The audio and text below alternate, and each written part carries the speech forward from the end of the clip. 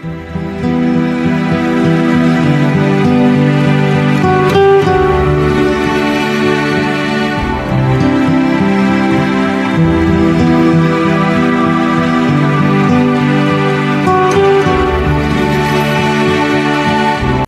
tema da esperança é uma grande preocupação na primeira epístola de Pedro.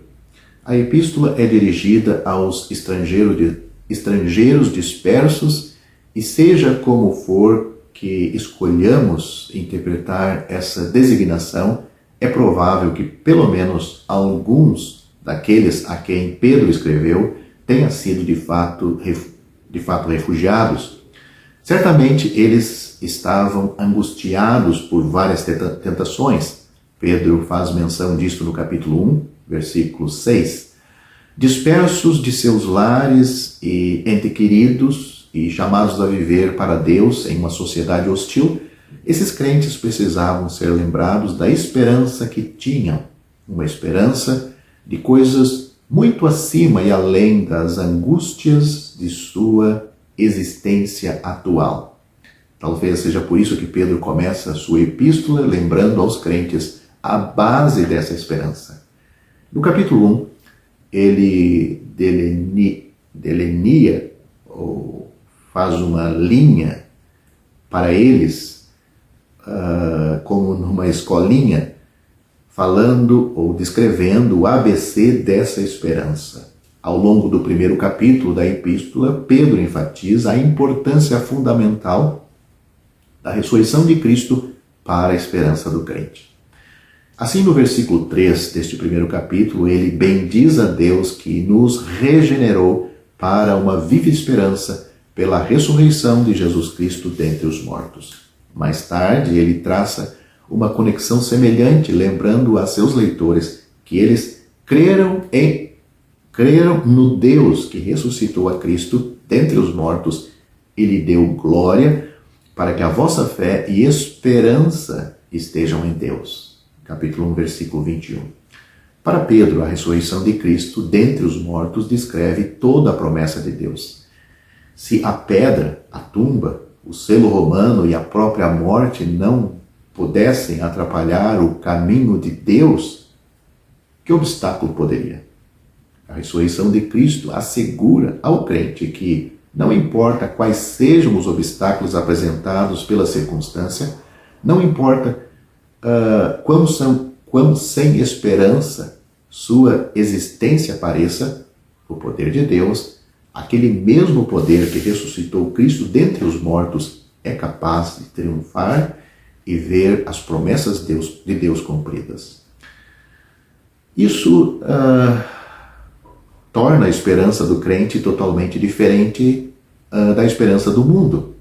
Os não salvos esperam pelo melhor, e eles torcem por isto.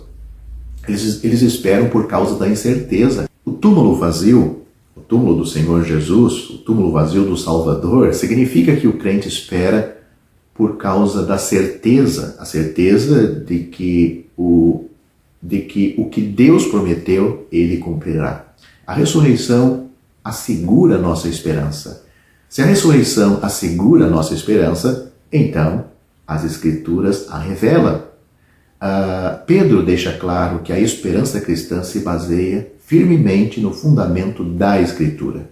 É por essa razão que ele lembra seus leitores dos profetas do Antigo Testamento que apenas vagamente entenderam o que tipo de tempo o Espírito de Cristo que estava neles significou quando de antemão testificou os sofrimentos de Cristo e a glória que devia seguir. Você pode ler isto, 1 Pedro, capítulo 1, versículo 11. A bênção especial para os santos da presente dispensação é que essas escrituras tão obscura, até mesmo para aqueles que as escreveram, fornece a base para a nossa esperança. A esperança do crente não é um sentimento otimista de que as coisas acontecerão como gostaríamos. Pelo contrário, é uma confiança baseada na palavra divinamente revelada de Deus, aquela palavra que vive e permanece para sempre e que dura para sempre. Você pode ler Pedro dizendo isto no capítulo 1, versículos 23 e 25.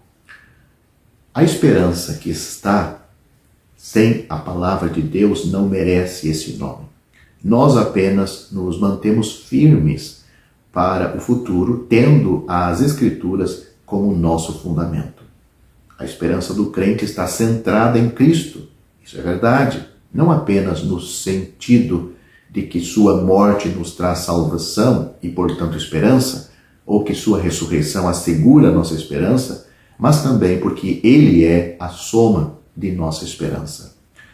Estamos acostumados a pensar na esperança da igreja, começar no arrebatamento e trabalha através das riquezas da revelação profética, mas todas essas preciosas esperanças estão resumidas em Cristo. Esperamos o arrebatamento, sim, como ansiamos pela manifestação de Cristo em glória, ou seja, a manifestação de Cristo em glória será 7 anos após o arrebatamento. Então estamos falando de duas coisas aqui. O arrebatamento dos crentes, que pode acontecer a qualquer momento, imediatamente. E depois a sua manifestação em glória, e nós com Ele.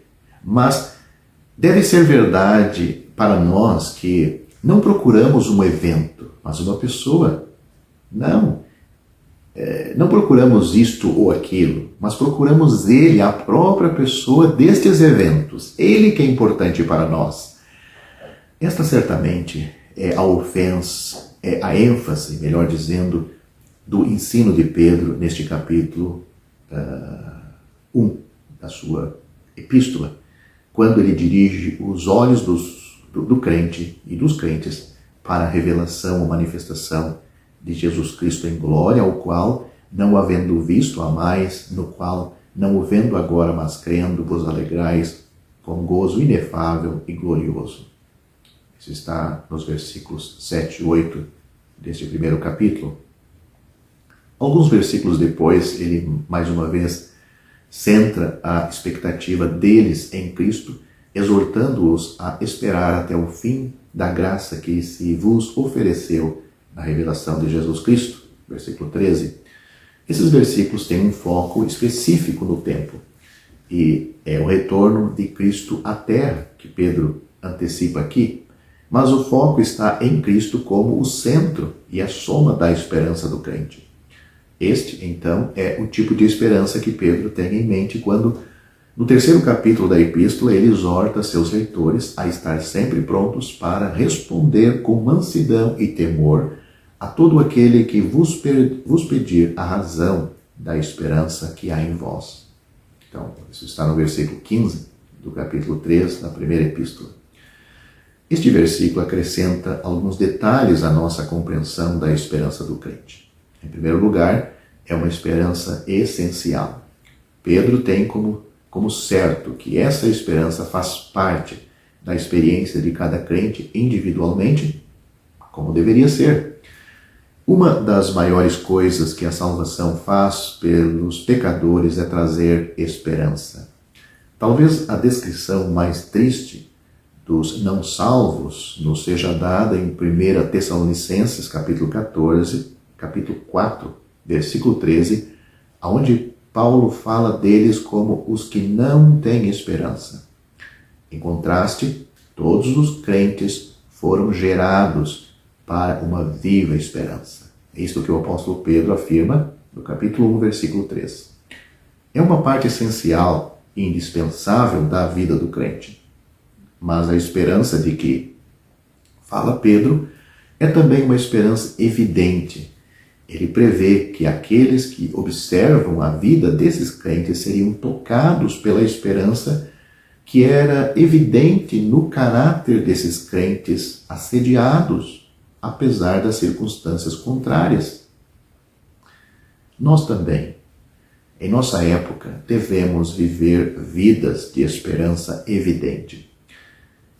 É impossível que não seja assim, que os crentes, ou os únicos que têm esperança em um mundo sem esperança, não vivam de modo que essa esperança seja evidente para todos. é realmente uma tragédia. Pedro, aliás, o crente tem uma verdadeira esperança, coisa que o mundo não tem. Como eu já disse, Paulo descreve o ímpio, o mundano, o não crente, como aquele que não tem esperança. Pedro espera que não seja assim na vida desses crentes. E quando forem questionados, devem estar prontos para provar que a esperança do crente é uma esperança explicável. Com base no fundamento estabelecido por Pedro no primeiro capítulo, a esperança do crente não é, como o mundo poderia chamá-lo, um refúgio oco ou vazio do céu para poder enfrentar as dificuldades. Pelo contrário, é uma resposta inteiramente razoável ao poder e às promessas de Deus. Assim, devemos estar prontos para defendê-lo como tal, prontos a qualquer momento para explicar o que nos torna distintos em um mundo sem esperança. É uma maravilha ler a primeira epístola do apóstolo Pedro e comprovar isto. É uma epístola animadora para as pessoas salvas, mas que não têm ou perderam o foco do motivo da sua salvação, e que todo salvo tem esta esperança que não traz confusão. A esperança do crente nos garante, mas não deve nos tornar arrogantes. É o desejo de Pedro que os santos tenham confiança na declaração de sua esperança, mas ele também deseja que eles a mantenham com mansidão. O homem que uma vez procurou defender a verdade, defender o próprio Cristo com uma espada desembainhada, aprendeu desde então que existe um caminho certo e um espírito correto para testemunhar a verdade de Deus. Visto que Pedro escreveu palavras inspiradas pelo Espírito Santo, seu desejo para seus leitores era também o desejo de Deus para aqueles crentes e para cada um de nós hoje. Pela graça de Deus, Ele não apenas nos salvou do inferno, mas nos trouxe a uma esperança que não nos deixa em confusão. Esse é o desejo, que possamos entendê-lo com nossas mentes, desfrutá-lo em nossos corações, vivê-lo em nossas vidas e explicá-lo com nossos lábios para a sua glória.